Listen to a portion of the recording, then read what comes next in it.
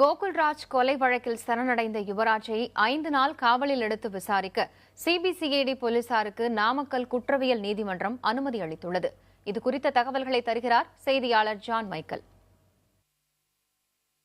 பொறியியல் பட்டதாரி கோகுல்ராஜ் கொலை வழக்கில் தலைமறைவாக இருந்து வந்த யுவராஜ் நேற்று நாமக்கல் மாவட்ட சிபிசிஐடி போலீசார் வசம் சரணடைந்தார். இதனைத் தொடர்ந்து அவரை கைது செய்த போலீசார் நாமக்கல் மாவட்ட முதன்மை குற்றவியல் நீதிமன்றத்தில் நீதிபதி மலர்மதி முன்னிலையில் ஆஜர்படுத்தினர். இதனைத் தொடர்ந்து ஒரு நாள் மட்டும் அவருக்கு சிறை காவலுக்கு நீதிபதி உத்தரவிட்டார்.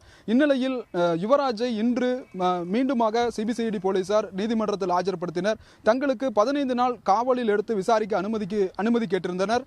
ஆனால் இவ்வழக்கை விசாரித்த நீதிபதி இது தொடர்பாக 5 தினங்களுக்கு மட்டும் யுவராஜை காவலில் எடுத்து விசாரிக்க அனுமதி அளித்தார். இதனைத் தொடர்ந்து சிபிசிஐடி போலீசார் தற்போது அங்கு இருக்கக்கூடிய அலுவலகத்தில் வைத்து அவரிடம் தொடர்ந்து விசாரணை நடத்தி வருகிறார்கள். 5 தினங்களுக்கு பிறகு மீண்டும் 17ஆம் தேதி மதியம் யுவராஜை நீதிமன்றத்தில் மீண்டும் ஆஜர்படுத்த உள்ளனர். புதிய தலைமுறைக்காக ஒளிப்பதிவாளர் சதாசிவத்துடன் ஜான் மைக்கேல்.